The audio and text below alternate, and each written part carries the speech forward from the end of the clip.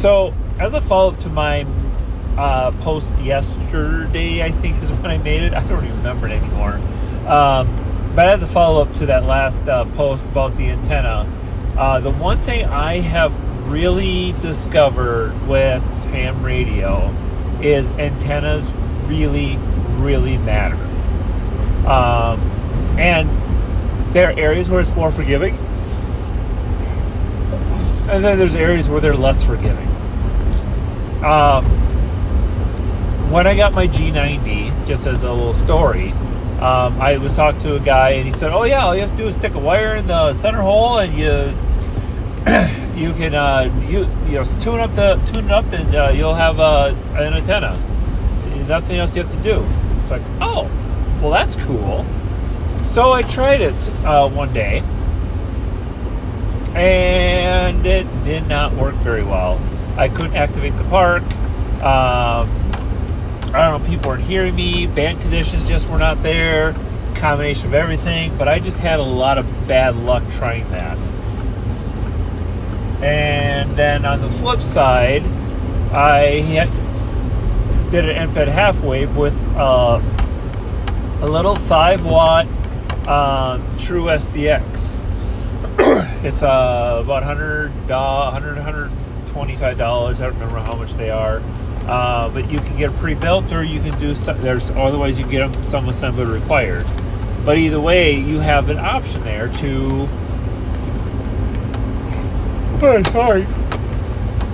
have a really small compact radio. I got a really small end-fed half-wave antenna that can be paired with that, and so of course it is a resonant antenna. Well, what I found out is I got like a 5.7 signal on that one time on 40 meters. And I was like, whoa, 5.7 on a 5-ish watt radio? That is amazing. I would have never got that on any other antenna, or non-resonant antenna. So there's a thing called a random wire antenna, and if you cut them to certain lengths, they work best. But technically, a random wire antenna is just a random length of wire that you tune up and then you use as your antenna. This is all HF, by the way, and they work. There are people that use them quite regularly, but like resonant antennas, the longer they are, the better. Johnny. So you need to think about that as you're building out your antenna sets. Is what is it that makes sense? What is it that's going to give you the most bang for the buck, so to speak, as far as antenna goes when you are building your rig?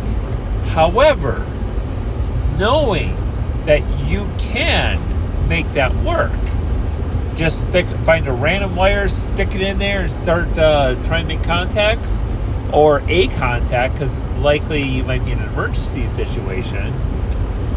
You will know it works, and that is also important. So consider your options. Oh man, sorry, I'm getting the audio outside. Consider your options as you're building out your antennas and building out your rigs. Do try non-resonant antennas and see how they work for you. And then try a resonant antenna. And this is where I am one of those that advocates for use a resonant antenna, because a resonant antenna will give you much better success. You'll be pushing out more power out through that antenna, or more of your available power out to that antenna, and that will give you the best chances to be successful with whatever it is you're doing.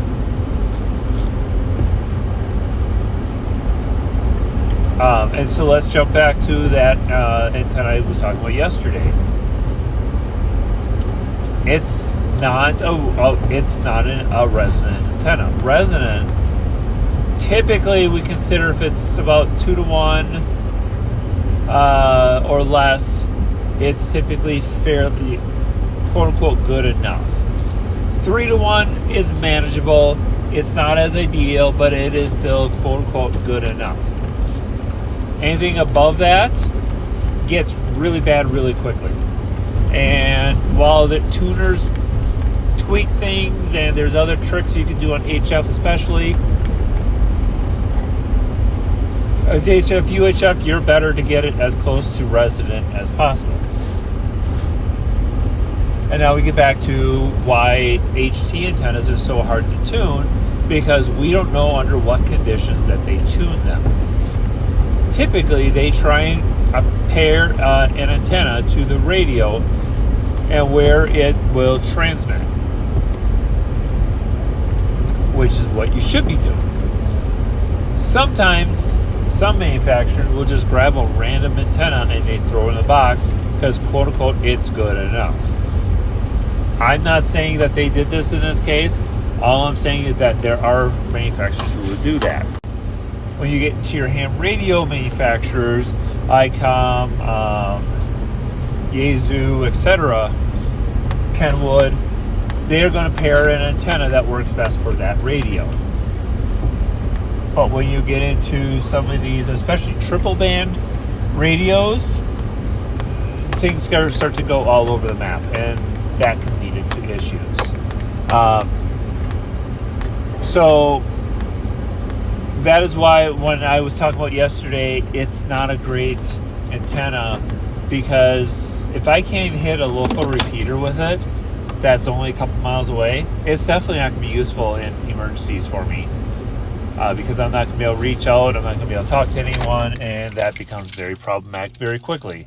So, but you can't just stick it on an SWR meter and test it, because, again, you don't know what conditions that they use to test it. But how you can test it, that I have not done with that HT yet, is hook it up to a good antenna, a known good antenna, and see how that works. Because if that works, then it is more likely it is the antenna, and we sometimes call those types of antennas dummy loads, because that's all they're good for. You're not getting a signal much further than a short distance, and it's not valuable to you. So always think about your feed line. Always think about your antenna. Those two are very important things as you build out stations, as you troubleshoot, and as you work through things. There are so many factors that can go into different types of antennas that it's hard to catch it all. And that is very important to at least consciously think about as you are troubleshooting and building, so that you can mitigate and do what you need to. So for now, 7.3 WXRMK.